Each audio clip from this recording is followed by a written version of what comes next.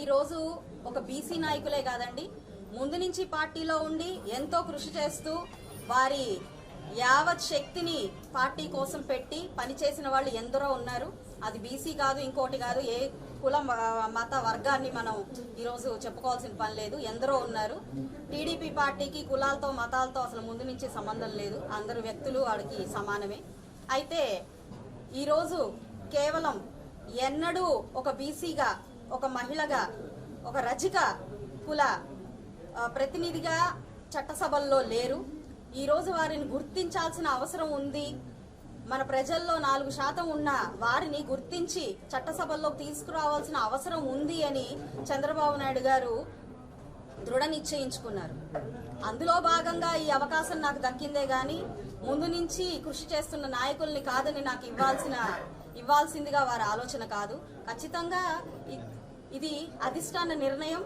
అందరూ చాలా కూలంకషంగా ఆలోచించే ఈ నిర్ణయాన్ని తీసుకున్నారు. కాబట్టి మేము కూడా ముందు ఉన్న నాయకుల దిశానిర్దేశంతో వారికి ఉన్న అనుభవాన్ని ముందుగా వారిని సంప్రదించి అందరినీ కలుపుకొని మా వంతు కృషిగా మేము ఈ రాష్ట్రాభివృద్ధిలో భాగం అవుతామండి.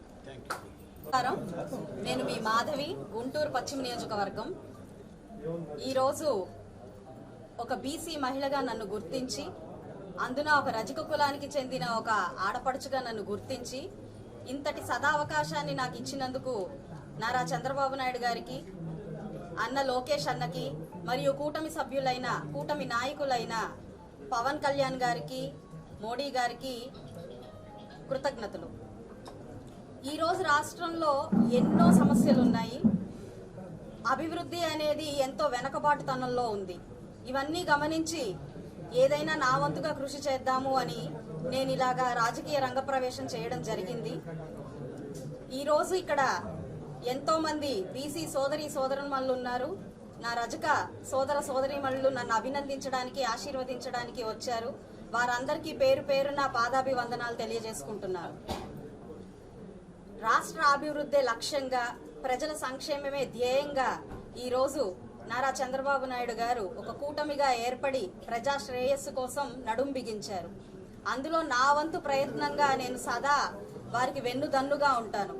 అలాగే ఈరోజు నన్ను ఒక రజక కుల ఆడబిడ్డగా గుర్తించి నాకు ఇంతటి ఉన్నత స్థానాన్ని కలిగించినందుకు కృతజ్ఞతలు తెలుపుతూ, వారికి ఒక గ్రాటిట్యూడ్ని నేను చూపిస్తూ, ఇది నా ఒక్క విజయమే కాదు, ఇది నా రజక సోదరీమణుల విజయంగా, ఇది నా ఒక్క ఆత్మగౌరవానికే సంబంధించిన విషయం కాదు, ఇది ప్రతి ఒక్క బీసీ సోదరీమణుల ఆత్మాభిమానంగా, ఆత్మ సంతృప్తిగా, విజయంగా నేను ఈరోజు తెలియపరుస్తున్నాను ప్రతి ఒక్కళ్ళకి. అంతేకాకుండా ఇది ఒక మహిళగా, ప్రతి ఒక్క మహిళ విజయంగా నేను దీన్ని భావిస్తున్నాను. సదా వారి సంక్షేమం కోసం, వారి అభివృద్ధి కోసం, వారి బాధల పరిష్కారం కోసమే నేను ఇక్కడ ఉన్నాను.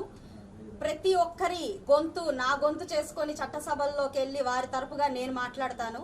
వారికి కావాల్సింది ఏది అయినా నేను చూసుకుంటాను అని ఈ మీడియా పూర్వకంగా నేను హామీ ఇస్తున్నాను.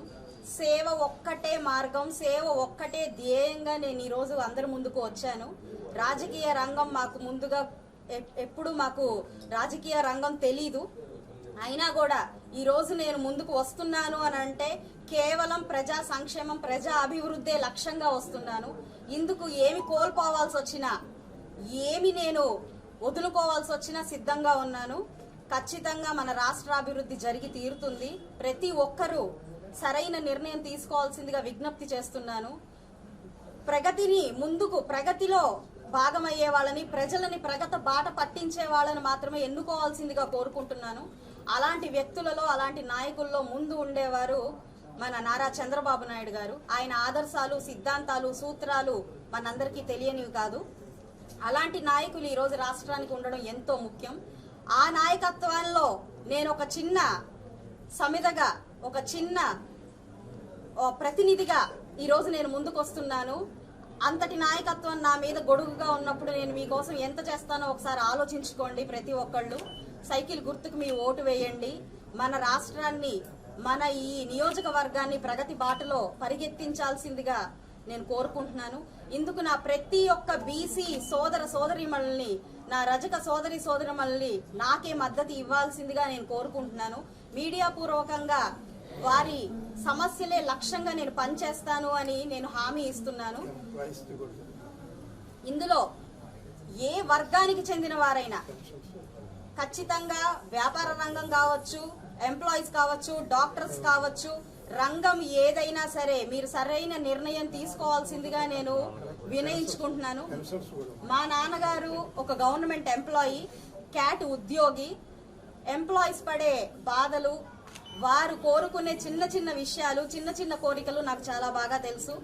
ఖచ్చితంగా వారికి న్యాయం జరిగేలాగా, వారికి చేకూరే లబ్ధులు వారికి చేర్చేలాగా నేను అటు గవర్నమెంట్కి ఇటు ప్రజలకి మధ్యలో నుంచొని మీకు నేను ఒక బ్రిడ్జ్ లాగా ఉంటాను.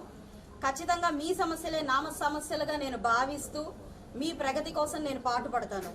అందుకు నన్ను మీరందరూ దీవించాల్సిందిగా కోరుకుంటున్నాను.